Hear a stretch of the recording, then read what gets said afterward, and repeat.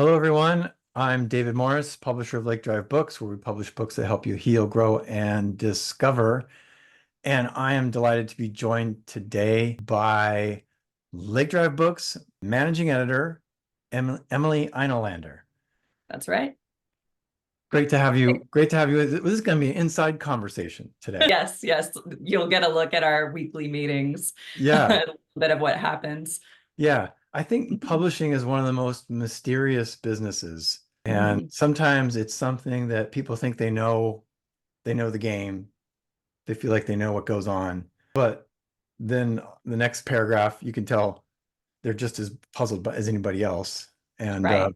I've been in the business 30 years, almost. And, I'm learning new things every day.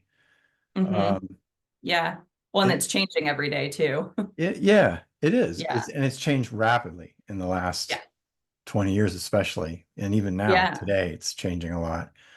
Um, and you tell us about yourself. How long have you been in publishing? Wow. It's 2024. So I went to grad school at Portland State University and I used their publishing program, which is sort of a vocational master's program, I would say, more than anything else, because it's attached to a publishing house. So I started in 2015. So that's 9 years probably this fall. Um, Started there very quickly after that, started working at a mind, body, spirit press, which is Hmm. somewhat related to this, but there are some distinct differences. Hmm. Worked there for a few years. And then after that, um, did some book selling, did some sort of outside publishing work that I still think is relevant publishing work, which was mostly project management. And did sort of freelance, assisted self-publishing, project management, and ghostwriting, actually. And I've worked a lot in copywriting and writing for the web and trying to stay abreast of all of the changes in that space as well. Hmm. Yep. Mhm. And now I'm here. What, Among other places, but this is one of the places where I am, is with Lake Drive. so going back a little bit, when you decided to go to a publishing program at Portland State, you said, what led you to that decision? Like, this is a cool profession. I want to learn more about it. It was actually the fact that it is a changing industry that I thought was probably, I'd say that I started thinking about it around 2012, 2013, was when I sort of got the aspiration to do it. But I was, living in a small town trying to make my own way without a lot of base, but I'd always loved writing. Um, and I thought that the word publishing kind of covers a pretty big umbrella of tasks, of domains, areas of interest. Like Hmm. publishing basically just means putting something out into the world for people to read, Hmm. um, at its widest definition. And, book publishing felt very much like a foundation and a core of that sort of thing. And, I'm a reader. I'm kind of not as big of a romantic as I think a lot of people in publishing are, where, you talk about how much you love the smell of books and that sort of thing. I was Words kind of just and like, yeah, yeah. I want to sit in a big armchair with a cup of tea and yeah, stare out the window as I use my red pen on someone's manuscript. yeah, But yeah. no, I just thought I wanted to I see what think was that's going called on being and healthy, your approach. drinking tea. Yeah. Well, just being healthy in terms of not being too much of a romantic about it. And I'm sure there's Oh, passion there. I know there's passion there. yeah. There's definite interest Yes. there. But it Mhm. can be glamorized a little bit. I think it can. And I think the reason that I mean, there have definitely been points where I'm like, this is a cesspool. And, I got a little dramatic in my own way about it. But Yeah. I think that my Yeah. more sort of pragmatic, open view of what it could be has Yeah. made it possible for me to continue in this Yeah. area. Yeah. And that's not to say people shouldn't be romantic, because No, that's no. lovely. Yeah. But there is something about creating a book as an artifact of, your knowledge, of who you are, of a marker for a movement, Yes. an expression of resistance and transformation, perhaps, and liberation.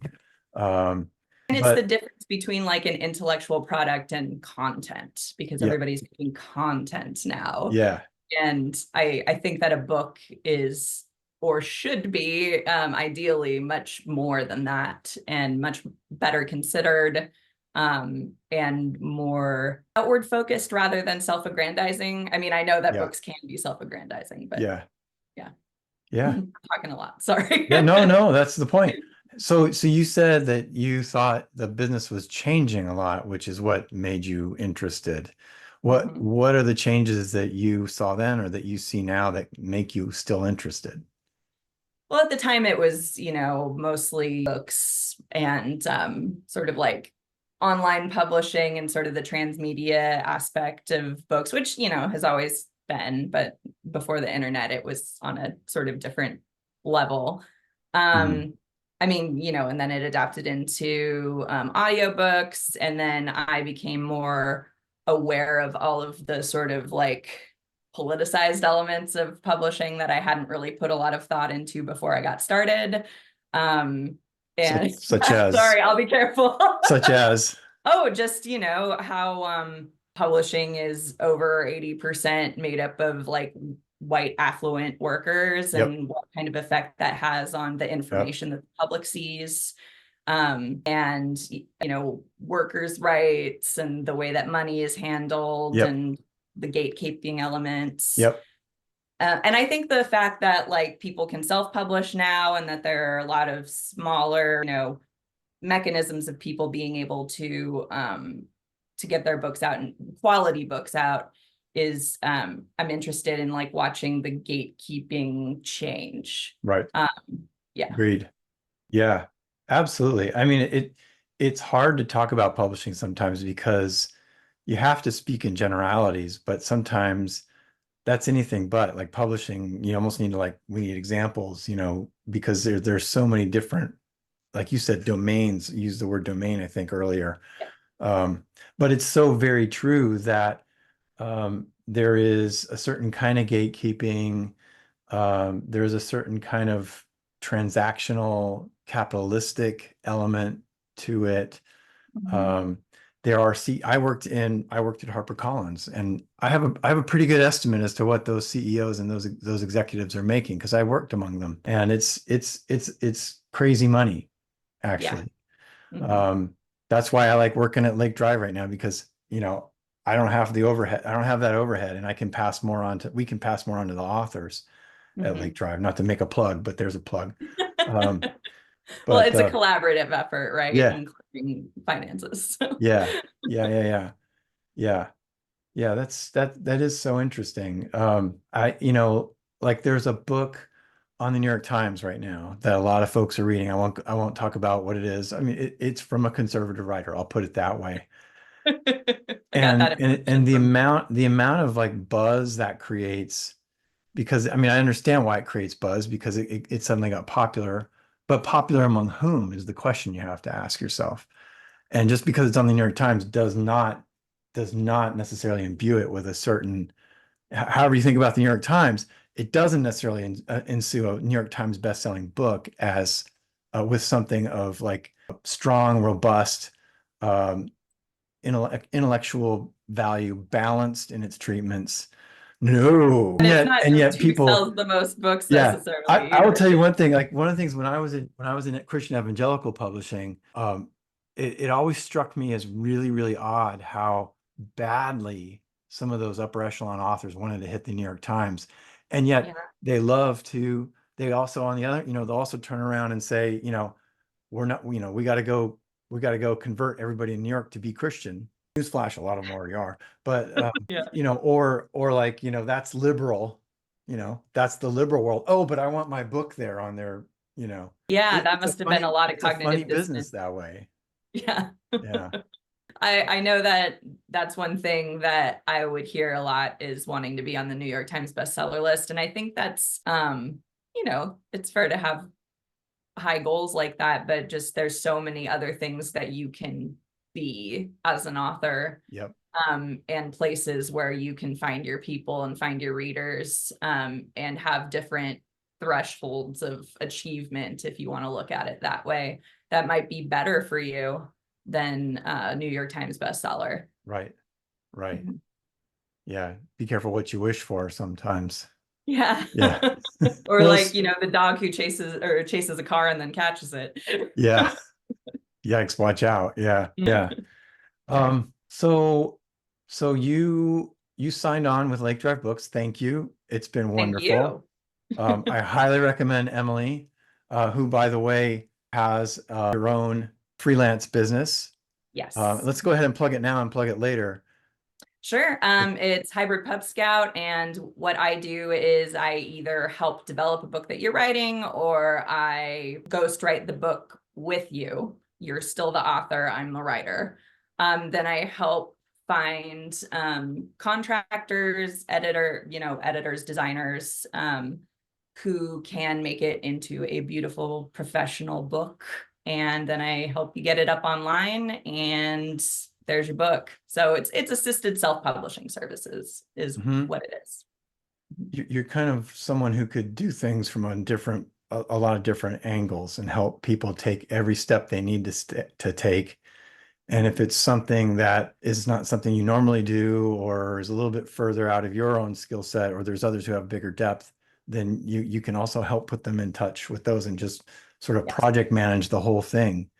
But it Yep. includes the ghostwriting part. That's interesting.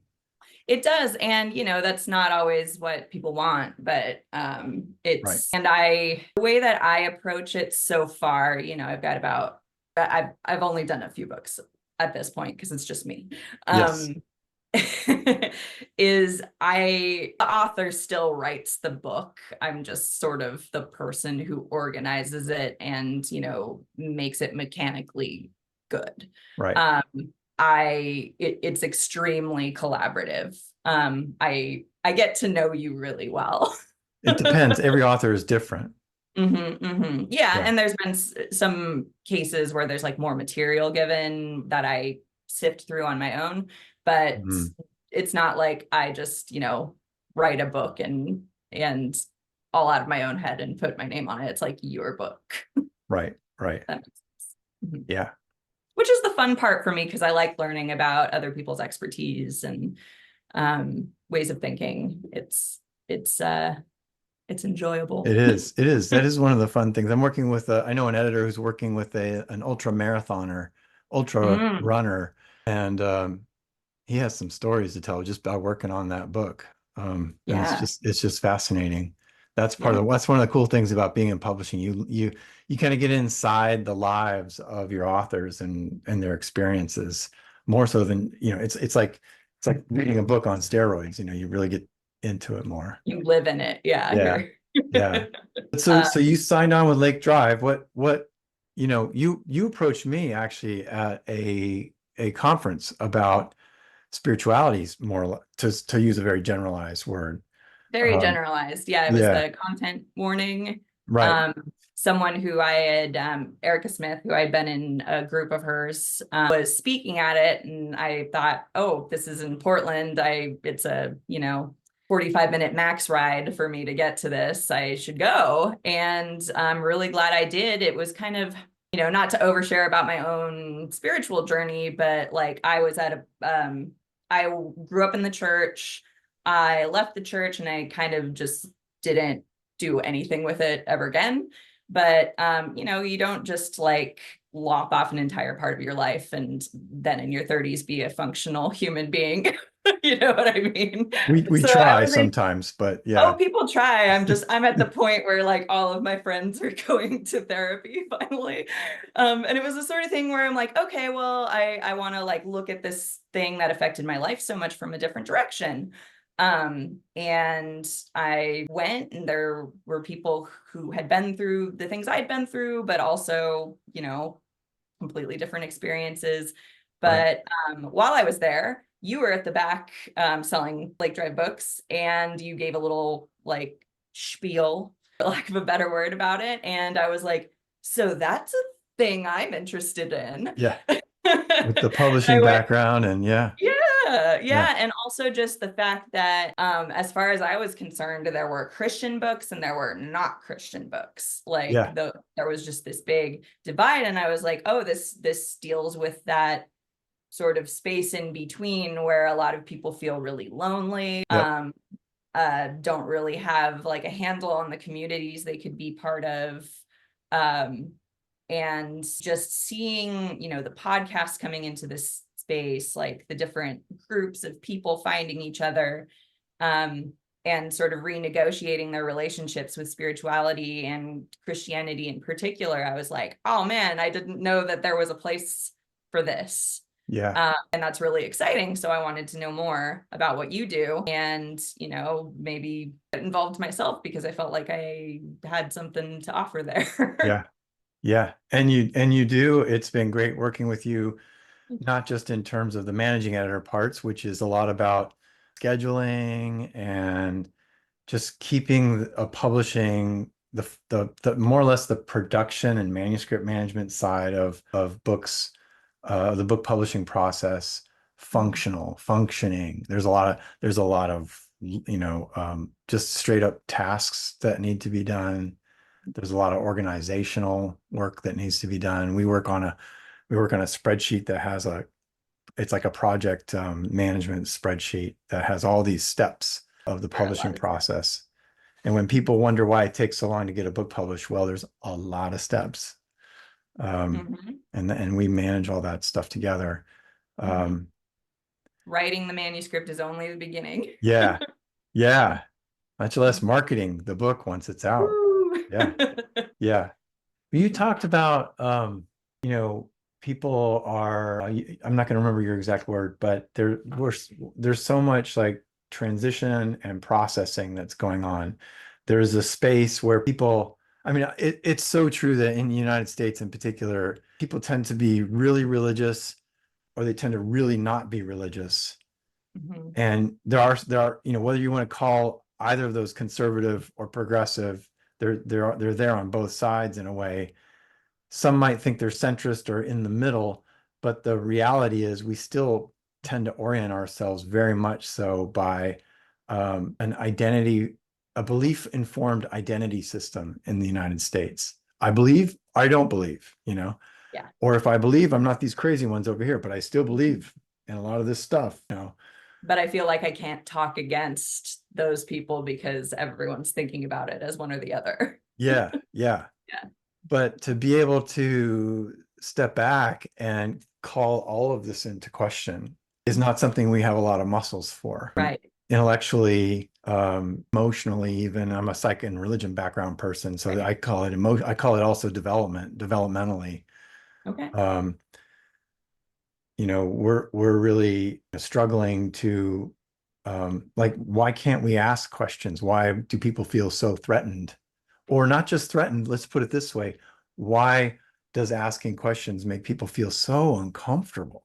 That's not a personal attack, but you're so uncomfortable, like has to, and oftentimes people feel like they can't talk about these things, but that's what we're doing at that conference. Yeah. That's what we're trying to do with the books that we're working on. Well, where do you think, what do you think people are looking for without trying to solve the whole question all at once, which is impossible? We're often trying to create more like inclusive spaces. You're really good at helping the work that we do be careful with certain sensitivities, whether it's in a blog post that gets written or how we present a book, maybe even how we edit a book. I'm not sure exactly where I'm going with this, but I guess I'm asking you, where do you think people's heads are right now? What do they really need when it comes to that 60,000 word book? That's a serious treatment of a subject.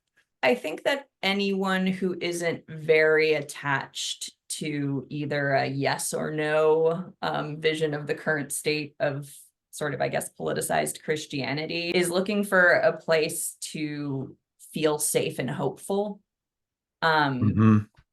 While I don't think we're naturally inclined to enjoy ambiguity very much, I don't think that's something that a lot of people are, I think we're just not naturally comfortable with that, at least in my experience. Like that doesn't come from any like empirical data or anything like that. But I think that people who feel ambiguous about things, but still want to feel like they belong, that they have a future and that they have a place to be, is something that hasn't really been embraced very much, because it's hard to market that. Like it's hard to market ambiguity. Mhm. And these spaces are newly emerging in sort of mass culture, I think. But I think there's a lot of very there's quiet nervousness there, where it's like, I don't feel attached to a strong ideology, but I still want to explore. I still want to feel like I'm part of a community. And the fact that there are more opportunities for that is encouraging, I think, and I hope to see more of it. I think when I think of some of our books, they are telling stories from the margins Yeah. that you might not otherwise hear. You hear stories like Scott Okamoto's book, Asian American Apostate, which we worked on before you arrived. But Right. he talks about an artist community in LA that's primarily Asian. Mhm. Um, it's not necessarily religious. It may be ethnic, but it is in a broad Asian, category. But it provides a sense of community, a local community. Mhm. Um, but it's not just a local concern. And I think that's the kind of thing that so many of us are we're looking for that somehow, rather than just this sort of like one size fits all identity in the Mhm. United States. And for some reason that seems to have been the answer for so many decades, if not centuries. And now we see there's opportunities to affirm ourselves in new ways. And, a lot of those old layers are still there and they may stay there, but we can build new layers on top of that. Maybe little sections on top of those layers. Yeah, Yeah. and there's a lot of you know, splitting into very like niche small identities as Yeah. well. But you don't have to just have one. I mean, I'm Yeah. like maybe that's my point of view as like a non-binary person. It's Yeah. just like, well, I can Yeah. be more than one thing, and so Yeah. can anyone. In fact, I would argue that all of us are more than one thing, and that's fine. Like it's fine to explore that, and it can be fun. That's a great spot to end. Totally, Okay. totally agree to wrap up. Well, that's what, for any of you who've stuck around and listened to this, thank you. And that's what we're aspiring to in our Lake Drive Books titles, is to be able to find those little niches, and we can be more than one of these things, and it can be fun. All of the above, absolutely. Yeah. Yeah. So we're going to keep at it, right? Hmm. And again, people can find you at hybridpubscout.com and at Hybrid Pub Scout Pod on Instagram. I'm not super active right there because I haven't really posted a podcast in a while. But yeah, those are, or you can add me on LinkedIn, I guess. Those are the main places where you can find me. or at lakedrivebooks.com. Yeah, You yeah, can you can yeah. find emails associated with Lake Drive Books if you just go onto our website and be in touch. Can't And wait. yeah, thanks so much, Emily. I really appreciate this, and I appreciate your Thank work in you. general. Oh, thank you. I'm so glad. I appreciate you.